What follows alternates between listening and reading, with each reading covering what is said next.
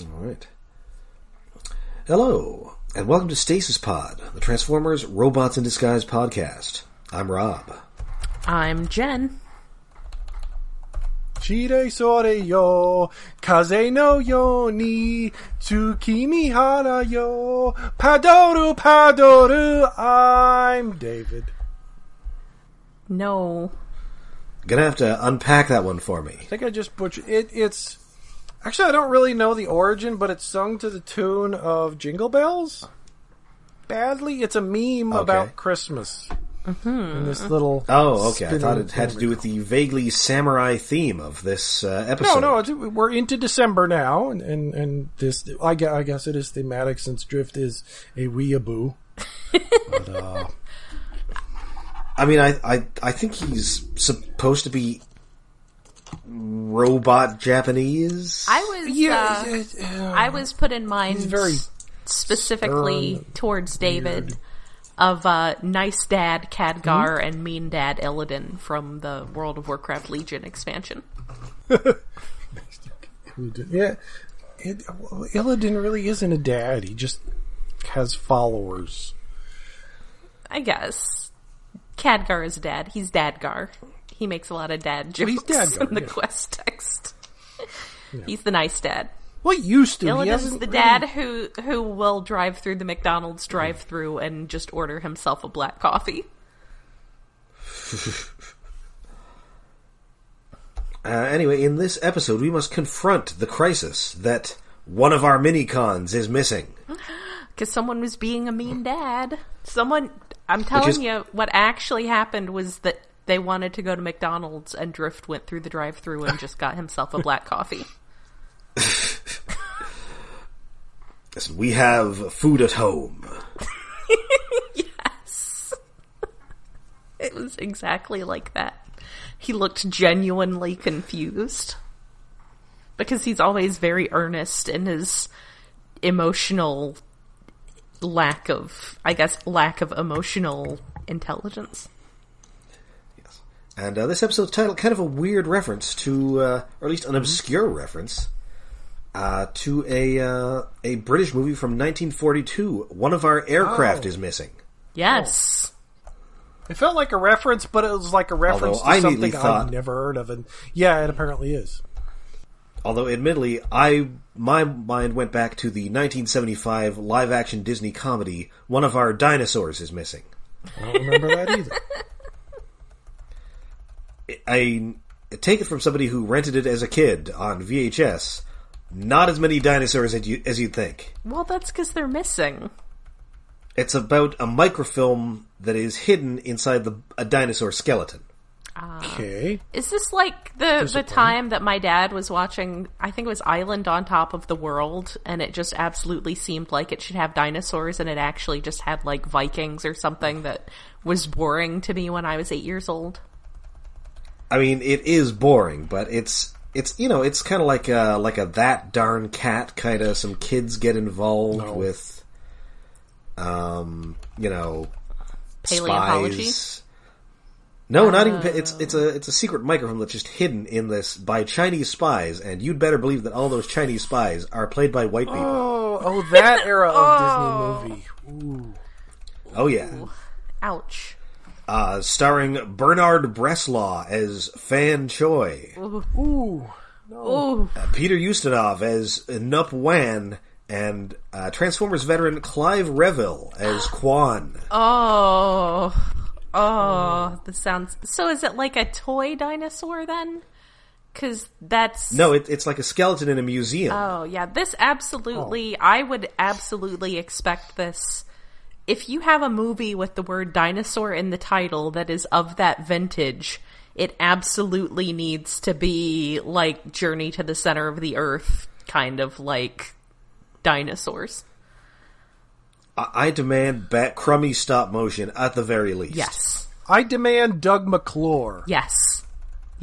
Absolutely. Well, yes. No, this was a British movie, so you're getting Joss Ackland, and you'll like it. Aww. Well, you stick Doug McClure in there with like a Peter Cushing or something. Patrick McGowan? Apparently, you're also getting John Pertwee. Ooh. Pertwee. I would like some Patrick McGowan, please. Ooh, that makeup looks really racist. Yikes. Oh, speaking of live-action Disney movies, that just makes me think of The Three Lives of Thomasina. I don't think Which is a mid-60s movie about a cat. Look, I grew up in Alabama. My Disney movie experience is like 90%. It's split 45% Old Yeller and 45% Song of the South, which I absolutely watched in some kind of after-school thing at some point. Oh dear. Yeah. But basically in Alabama, all the like childcare people were very fond of putting on Old Yeller.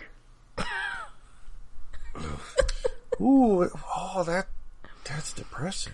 Occasionally you might get Where the Red Fern Grows. Oh, speaking of depressing. Big on the dead dog movies. Yeah, there were a lot of dead dog movies in my childhood. This may be why I've gravitated towards cats. I might have grieved enough pet dogs before I turned 10 to ever want to deal with one in real life. Well, and that's the thing about The Three Lives of Thomasina. It's a dead cat movie. Oh. What? No. Does it die 3 times? Yes. Hence The Three Lives of Thomasina. Although, if you ask my mother, she couldn't tell you, as she was dragged from it sobbing, I think after Death 1. Understandable. And has yet to see the rest of the film. Yeah, that sounds like Circa, me. Circa, like, 1963. That sounds like me. Gotta watch happy animal things like The Littlest Hobo. Anyway, this episode.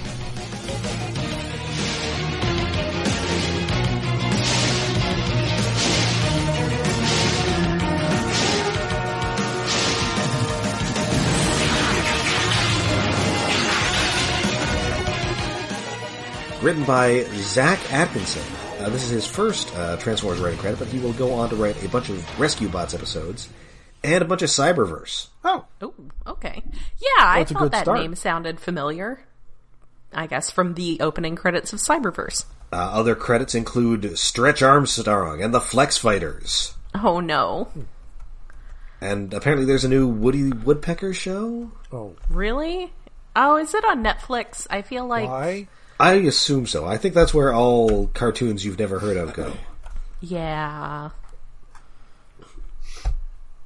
Netflix really, really wants me to watch Code Lyoko for some reason, and I don't know why. I don't know what I did to deserve that. I have no idea what that even is. You should look it up.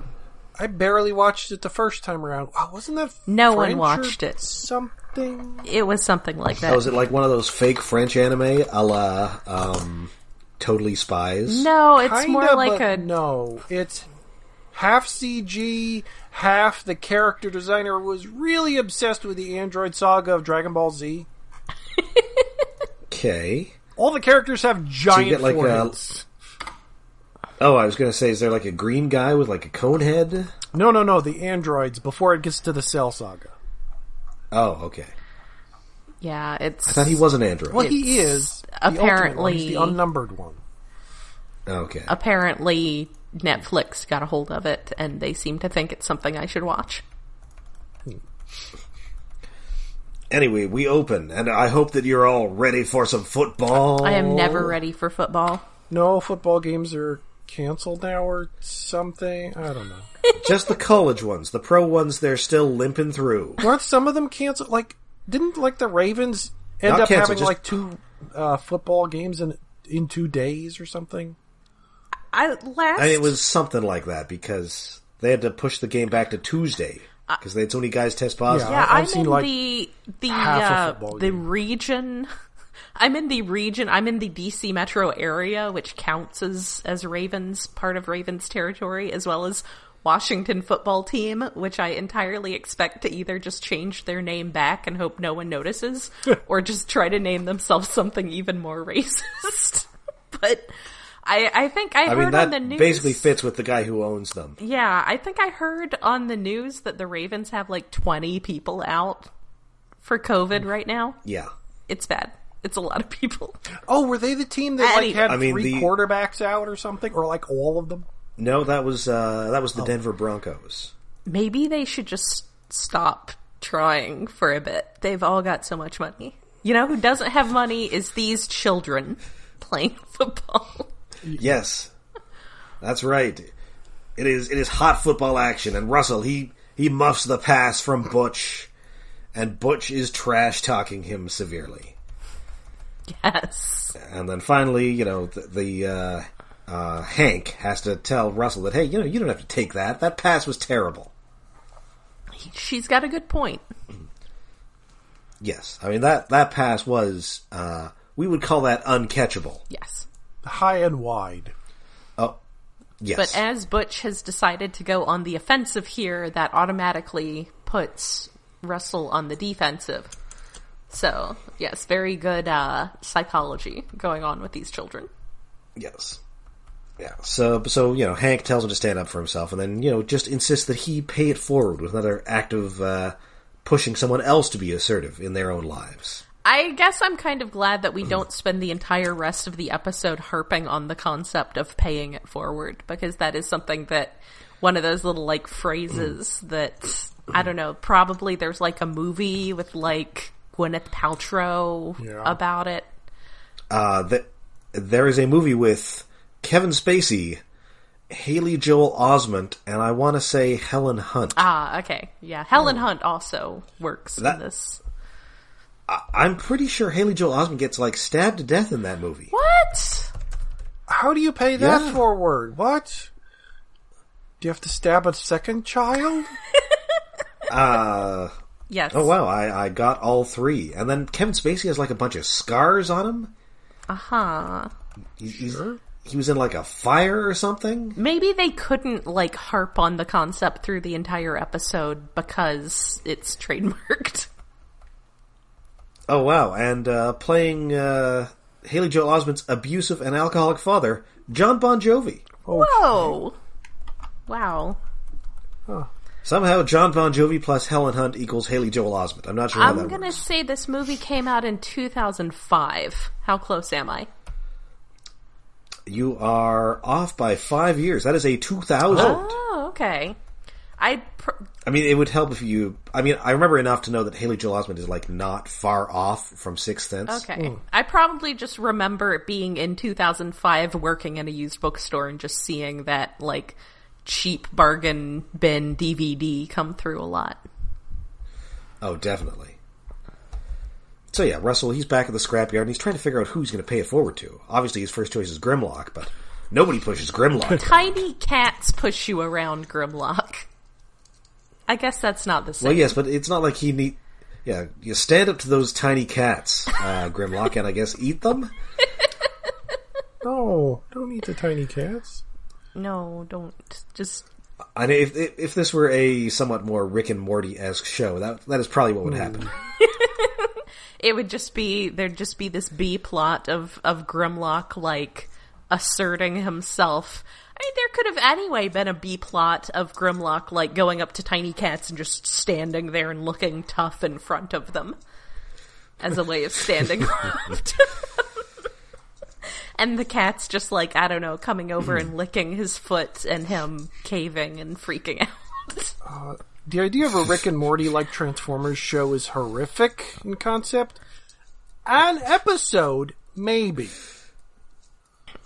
Yeah, one episode. I mean, they've probably got Transformers somewhere in their big bin of episode ideas at some point. Probably. Yeah. Anyway, but this episode truly kicks off when an escape pod plummets from the sky and crashes into the scrapyard, ejecting somebody surprising.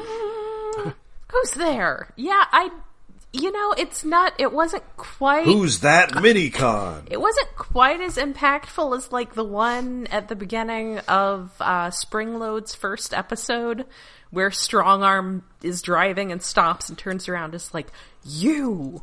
Because you see his silhouette, but you still see enough of his silhouette that you could easily be oh, that's one of Drift's Minicons. Oh, it's a small boy. Yes, it's somebody extremely tiny. It's a small boy. Yes. Actually, my notes specifically say, you can tell that's a small. Yes. So, spelled S-M-O-L. It is Jetstorm. Yes, Jetstorm. The one who is mostly black-colored. Yes, as opposed to the red-colored one, who is Slipstream. I guess jet black is a thing, so that can be my mnemonic for remembering which one he is. Oh yeah, that's a good one. That's a good one, but then I guess Slipstream is just the one who is not jet black. Well, he's red like your bloodstream. I mean, once you open it up. Well, I guess. Well, yes. Anyway, yes, he is like, I've committed a grievous error, and I must forever hide my shame. And so now I must become Russell's student. He's such a good little boy. Also, he hits a bunch of Denny's stuff on the way in, which is sad. Oh, my lawn gnomes. Yes, he crashes into a bunch of Denny's lawn gnomes. Hashtag not my lawn gnome. Yes. Poor Denny. And unfortunately, he's also crashed into some of the Stasis pods. And specifically the one that contains Quillfire. So it is time to Viva la Revolution again. I like Quillfire. I'm glad he's back. Yes. And so he decides to release an ally, and he releases Springload, Deranged Frog Treasure Hunter. He basically just opens up. Managed to find the one crazier. Yes, he basically just goes for the first other stasis pod he sees, and it happens to contain Froggy. Yes. Tribbit. And Frog. Yes. So he's like, he sees him he's interrogating a bunch of carousel horses and then kicking them apart when they don't answer him. Yes. Yeah, he seems more unstable this episode. I mean, he just woke up from a stasis nap. Yeah. And you've got to figure he's having some crazy dreams in there. Oh, man. Yeah, he's crazy. Yeah, so he's all, hey, perhaps the spirits have, first he says, I'm looking for the way to Doratus, and that's all. Oh, well, that doesn't exist, crazy person. But then he sees him kicking his carousel horse, and he's all, crazy strong person. Yeah. Springload's basically like, I will kill you. He's like, what's this? The spirits have spoken to me, and they're telling me that, the only way to get to Doratus is to help me in my quest for communist revolution. Makes sense. So they book it out of there. And so, Fix-It is, he's checking his sensors, and then he is immediately frightened by Drift, who is looking for his other Drift's Minicon. just standing there, staring at him, stuck up on him like a ninja. It's not a very good samurai. I mean, I'm both samurai and ninja. Yes, he is whatever. That's probably a thing, right? Japanese thing you need him to be. A ninja-rai. Yes. Well, some ninja were just sort of samurai without jobs. Who ended up, I need work to do. Okay, you'll pay me. I'll be loyal. Well, and then because he seems to be a masterless samurai, so is he also a Ronin? Yeah, a Ronin is probably a more accurate description of what he is. He's just sort of wandering, masterless samurai, lugging around these small children. Oh no, he's Lone Wolf and Cub and Mandalorian. Only a jerk. Well, he's Lone Wolf and Cubs, I guess. He's double Mandalorian. Well, the problem is, like, Mando and Lone Wolf and Cub, they're nice to the child. Yeah, that is the thing. Yeah. I mean, that show would be a lot less pleasant if Mando was just yelling at Baby Yoda all the time. No, which is why this dynamic instead of just work. Trying to get him to do, like, electrical repair work. Yeah, Mando manages to hit it perfectly right, like, he's bad at having a child, but he likes having the child. Yes, he tries. Yes. Whereas Drift is just... He's really a big softie. Yes. Drift, like, there might be a soft center in Drift, but there's so much crunchy, aggressive exterior that it doesn't work. It does... So I like that there's, like, a big... It does make me wonder if there's something like an animated, how there was actually this whole, like, order of Autobot martial arts types. Like, if there are other, like, people who are of the same, like, class and philosophy and training as Drift, and if there's, like, a master. Yeah, do we ever meet any more? We do eventually, yes, meet Drift's Sensei? At least his old master, who I believe is played by Ian James Corlett. Ooh. Cheetor himself. Wow. Not quite as good as George Takei, but we'll accept it. But, yes. I mean, I guess maybe his master is the Autobot Council who is paying him to be a bounty hunter, which I guess is not a priority of his anymore. Well, he already said that he's, gonna, not pursue you guys. Well, yeah, but that just means you go back and you pick up another job. Yeah. I realize I am thinking about this for approximately at like 90% longer than the people actually doing the show. So he's a samurai. Maybe he's still doing gigs on the side. Maybe.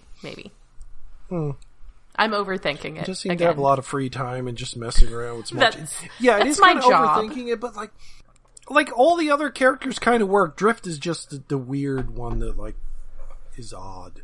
Or maybe after he wouldn't bring in the Autobots, he got like blackballed, so he's unemployed bounty hunter. Oh no, he got kicked out of the guild. That would be more interesting if it came up. Yes. Yeah, he has too much pride to ever say, "Listen, I need to crash on your couch." Yeah, but you could have one of the mini-cons just need to get back on my feet for a few days. See, what is the fridge situation here? I bring the fan fiction writer, like, philosophy of coming in and immediately overthinking all of the world building so as to flesh it out more, and it's not really made for that. The fleshing out's good, but, like, character motivation has to motivate character actions, and Drift seems aimless. Like, even it being a bounty hunter, he wasn't. It's like, no, I give that up. I'm not going to take you in. It's like, okay, well then what are you doing? What is your purpose? Other than shepherding these small children? Like, it would be interesting if, like, the mini-con said, well, he got kicked out of the council. We ain't got jobs anymore. Could we crash at your place? Because he's not going to tell you because he's grumpy dad. Something. I am definitely, I've been swayed to the side of believing that he is actually unemployed now, but doesn't want to admit it. Works. But the important thing is, he's an asshole. He's still an asshole. Yes. And I like that there's a big dramatic sequence here where he ejects Slipstream to look for Jetstorm, and then Jetstorm's just right there. Yes, he just walks found him. up to him. And he's immediately mad. Yeah, because... And Russell is not having it. He's all, hey, listen, did you just come back to Earth to yell at him? Yeah, that's literally the line is, did you follow Jetstorm to Earth just so you could yell at him? I mean, I guess he did. Yeah. And Denny is very, son, maybe you don't want to yell at the robot samurai. The giant robot, heavily armed robot samurai. I mean, he's probably not going to cut us in half right in front of the other Autobots, but maybe. Anyway, so of course, it turns out there are more pressing matters, and that is that these two Decepticons have escaped, and they are getting close to a human military base. And, shocking for this show, it is not an automated military base. No, well...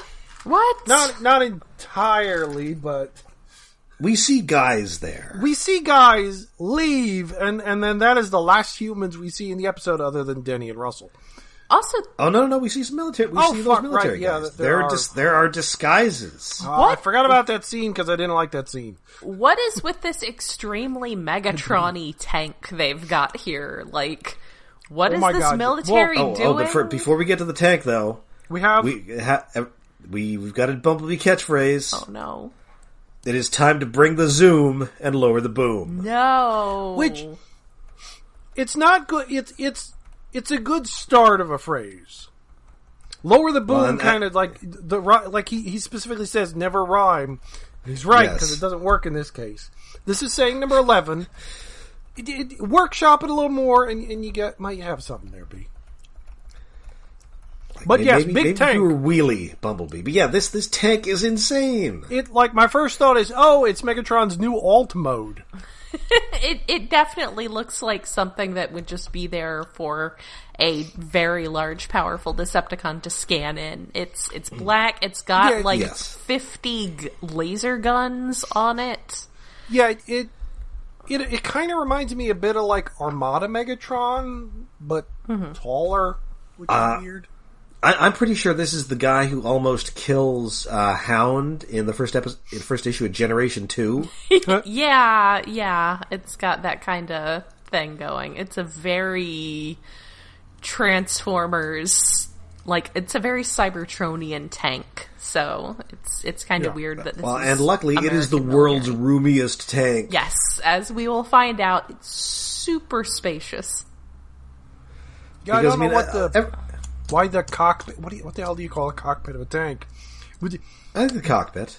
Where the people go in a tank is normally the most cramped place on the Earth you can get outside of a submarine, but somehow this one's huge.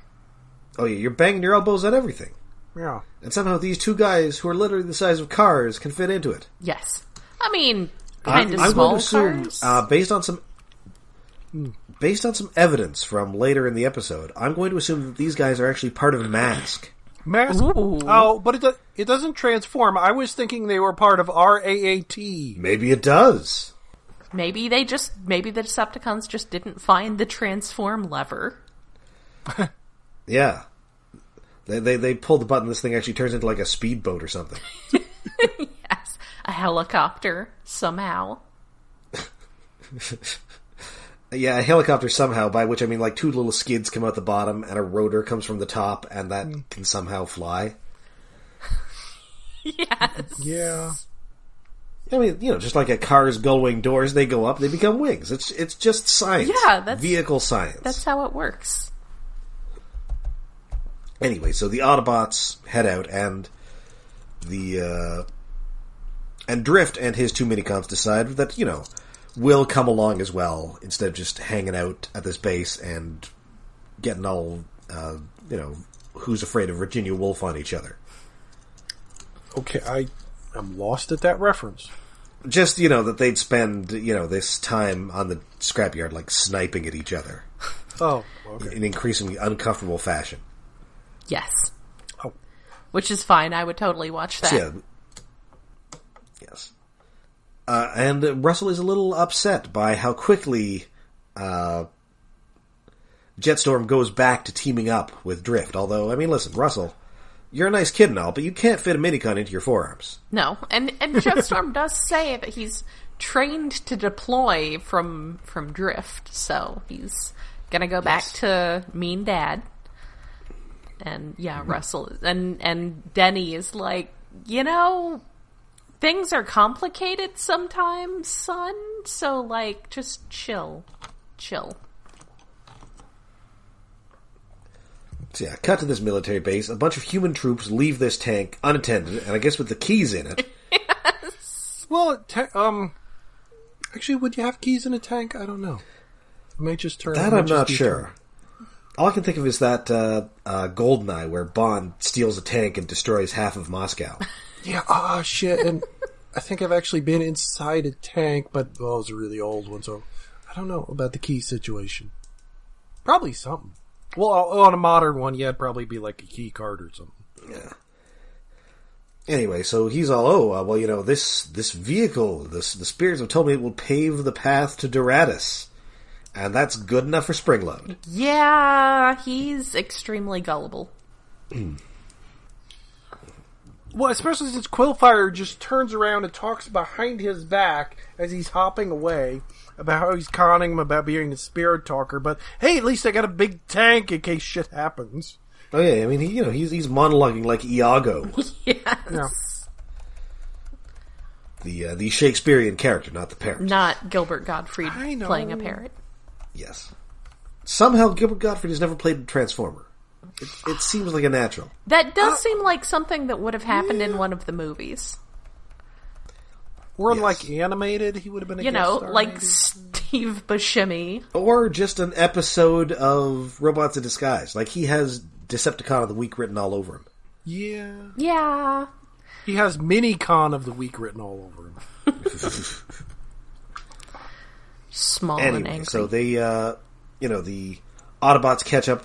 This tank is being followed by a military convoy, and among these military vehicles are green recolors of Prime's Beast Hunter's vehicle mode. Oh, that's what they were. Mm-hmm.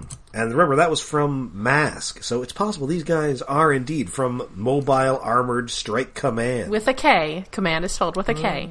Yes. Thought about that. Well, of course, it couldn't just be Mask with C. That would just mean, I guess, masculine? Yes. That would be hilarious. Which I guess would mean a team up with them and the Autobots would be Trans Mask. Yes. I'm in favor of this. This is fine. Anyway, where are we? That means it's disguise time, baby. Yeah, Oh, I gosh. am kind of distressed Denny- that these military people are able to be... These military people who are in charge of what is obviously experimental, high-powered weaponry are able to be deceived by Agent Fleeber, or Sergeant Fleeber, whatever rank he gets This is himself. Major Thaddeus Q. Lieber and his superior officer, General McPlank. Yes. I have to assume Thaddeus is from Thaddeus Ross, the Hulk's arch nemesis and sometimes father-in-law. Oh. Maybe. It's Thaddeus Thunderbolt Ross. I was thinking Thaddeus Venture, but sure. I was thinking Thaddeus well, no, is a good, serious-sounding name. Yeah, this is some serious stolen valor here It's bad. yeah. It's from bad. Russell and Denny. Also, Russell absolutely has a ridiculous, I guess a horseshoe mustache. I'm not sure how you describe that, but it's definitely an extremely mustache. Like a Fu Manchu. A Lemmy. I think a Lemmy is... Yeah. And of course, even this soldier, Lieutenant Ziegler, is all, isn't that General a literal child? I'm gonna call this in. Yes. But the thing is that his comms have been hacked by Fix-It, so he just gets Fix-It. He's like, oh, did you meet Major Fleeber and General McPlank? Yes, they're in charge now. Says... Don't mind my bizarre vocal tick. I'm not a robot. my extremely robotic-sounding vocal tick. But sure enough, it works.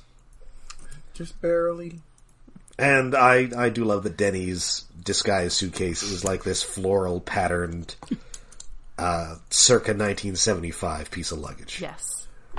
That he Is it probably got like in a a tackle buy box? with some of those lawn gnomes and one of those big boy statues. I believe you mean Bucky the Breakfast Beaver. Yes, Bucky the Breakfast Beaver. Anyway, so they, they're on the chase. The Minicons are now with the humans, and Jetstorm reveals the terrible error that he made that made him leave Drift Service. What did he do? A secret so terrible, he hasn't even told it to Slipstream, his brother-in-arms. And it is that he polished his sword, the polished Drift sword clockwise instead of counterclockwise. How dare? How dare? How dare to the point that even Drift doesn't know he did this. It's a sitcom confusion level. This is definitely adorable, but so stupid. Slice of life anime level of miscommunication. Yes. Possibly, yeah, sitcom. Well, yeah, but usually there's sexual tension involved there, but... There is not sexual tension here. But we can fix that. I can fix that. We can fix it. So anyway, Russell is going to yell at Drift about this, but then the tank gets here and it's time to fight this tank. Yes! And Big tank fight. yeah, everybody gets hit by a bunch of rocks. So soon it's just up to Drift and the Minicons. So Drift's plan is that I will draw their fire, you disable the tank.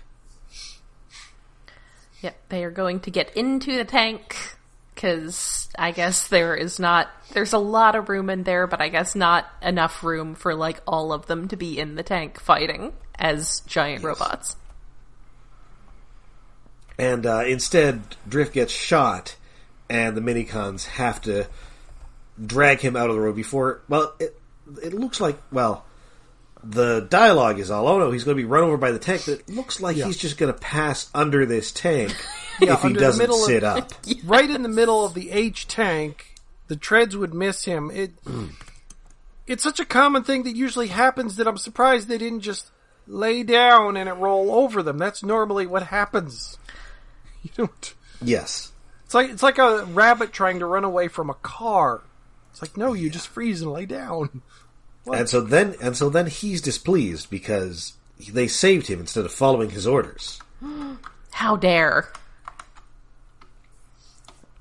Well, it would have worked if you weren't unconscious, dummy. Well, and so finally, Russell is all, come on, this is crazy, and you're being really terrible to these small children, and I can't let you do it anymore. And they have a plan, and maybe you should actually listen to it instead of yelling at them about every little thing. Which is all fine and well, but the plan that they have is the exact same plan. Let's just have some more Autobots as distraction.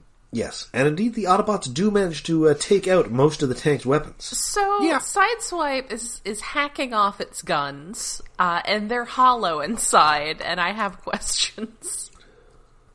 Wait, robot, tank, drone, who knows? The lasers, I guess, just come the from munitions inside. get in there, we don't know. Yeah. Lasers. It's lasers. It's all magic. Once they're lasers, you're technically working with magic, so it doesn't matter. Yeah.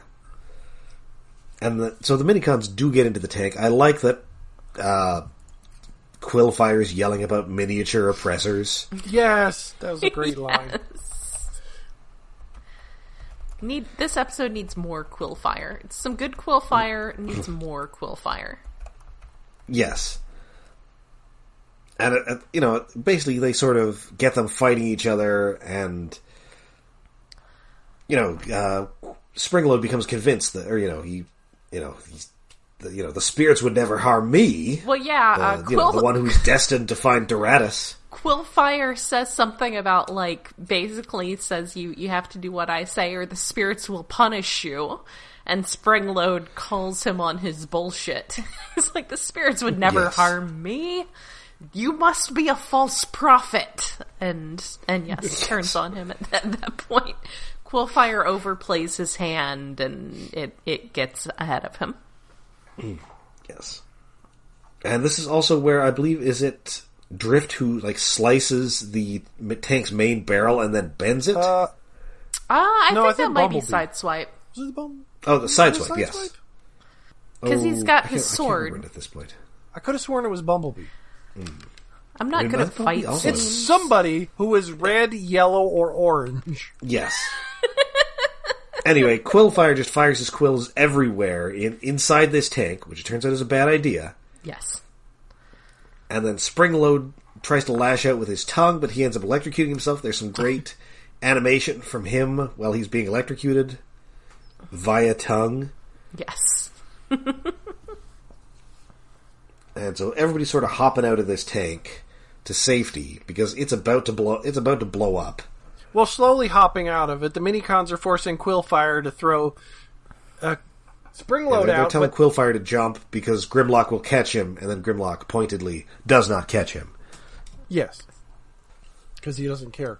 But wait, do they throw Springload just into the bushes? Did they ever catch Springload? Yes. We see him in the pods at the end. Okay, I must have blinked and missed that. I was taking a note at that point, because it's wait, they just threw him to the bushes, and then they put the handcuffs on Quillfire, but did they get Springload, or did he roll down the hill? Is he still out there?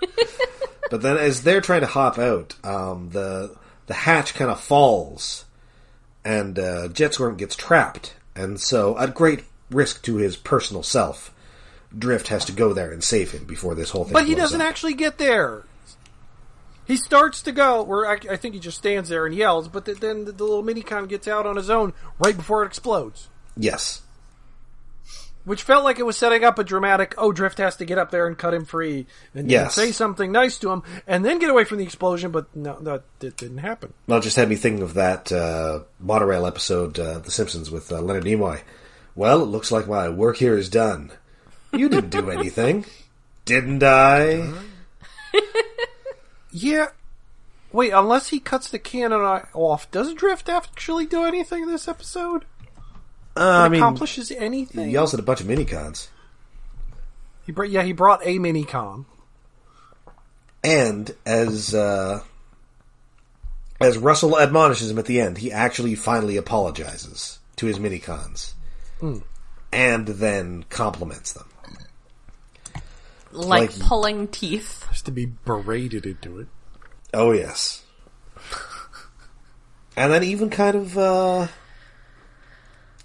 he's obviously, he thinks that the Jetstorm was overreacting just a titch by running away from home forever. Yes. Yeah. He ran away. He ran away from home. And he also has a great line for Russell here where he's all, well, your assumption was reasonable, but your expression of it was highly unreasonable.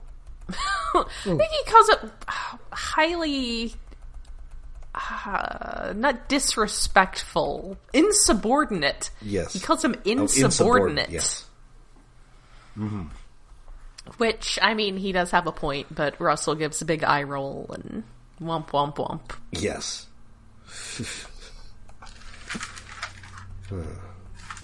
So we're back at the base. The two Decepticons are back in their pods, and Drift is all, listen, they are still trying to sell my action figures, so I am going to stick around.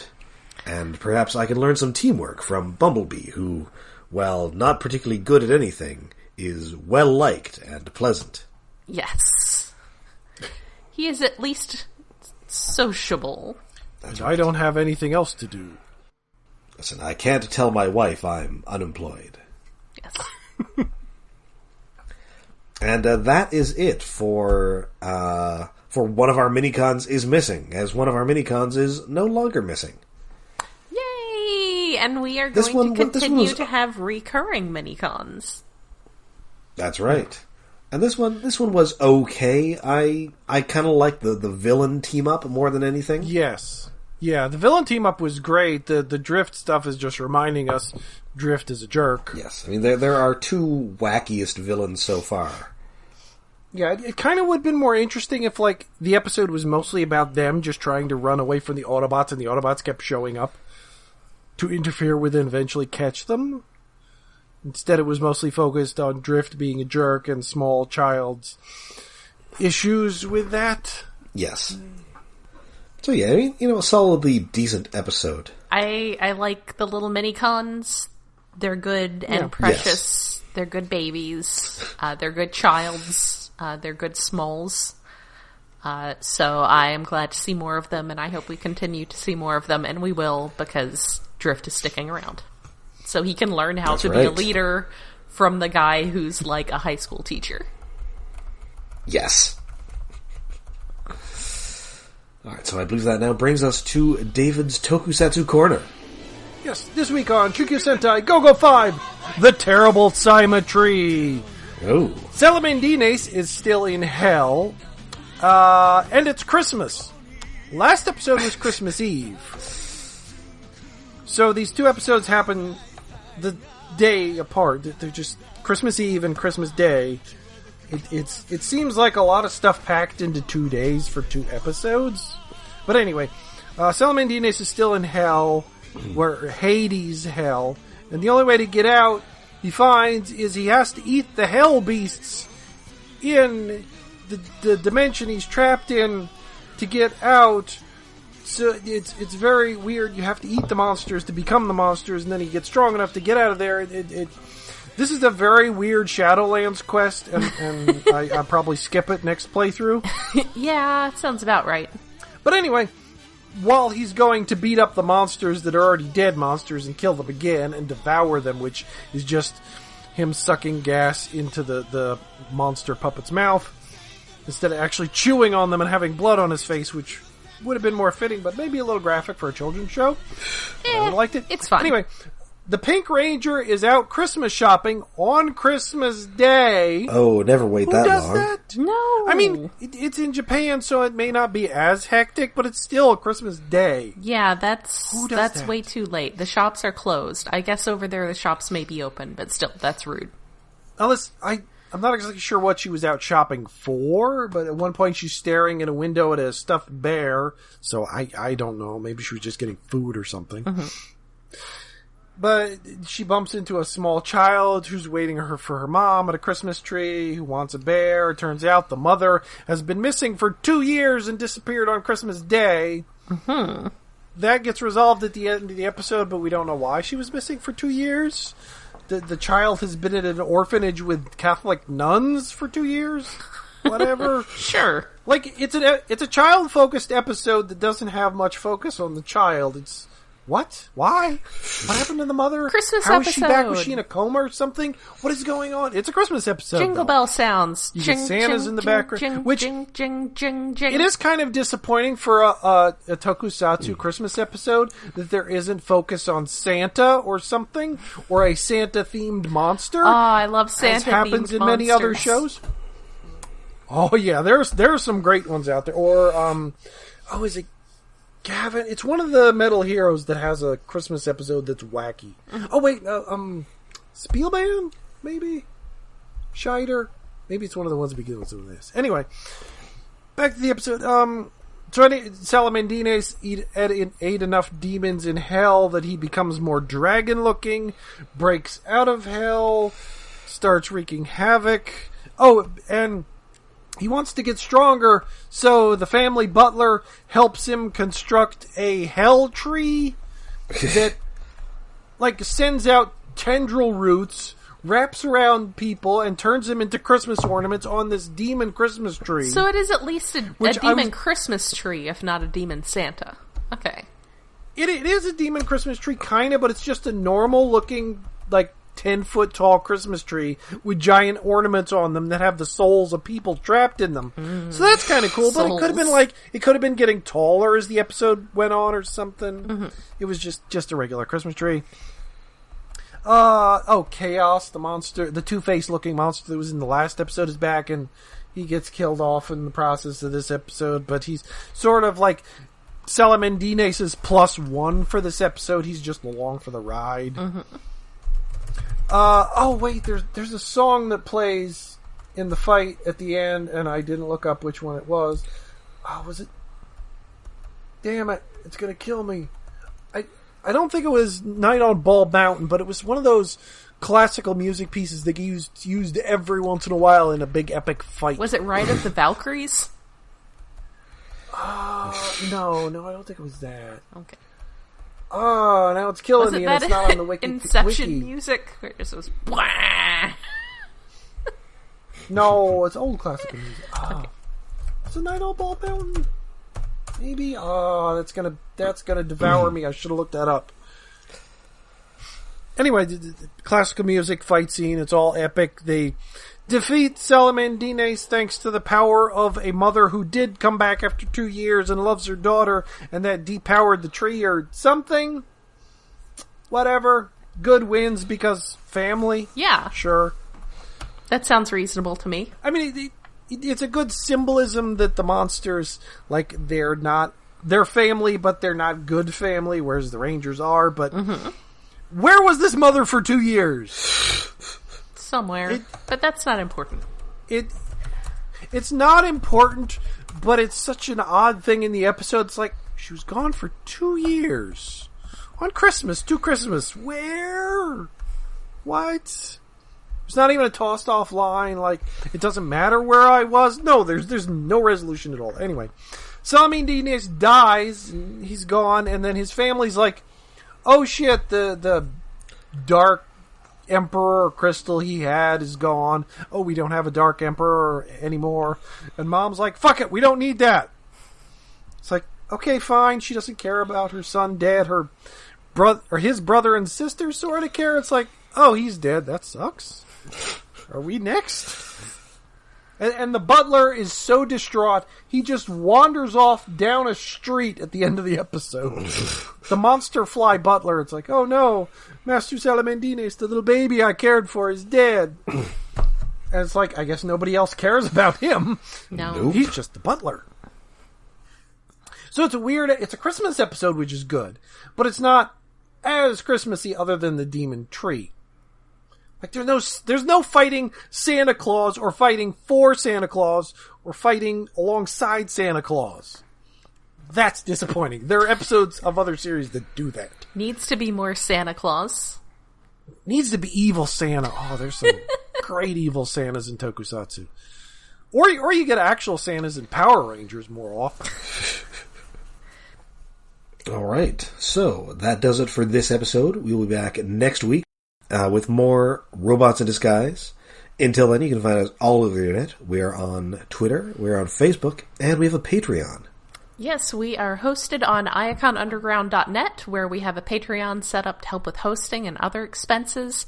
That is at patreon.com/iaconunderground.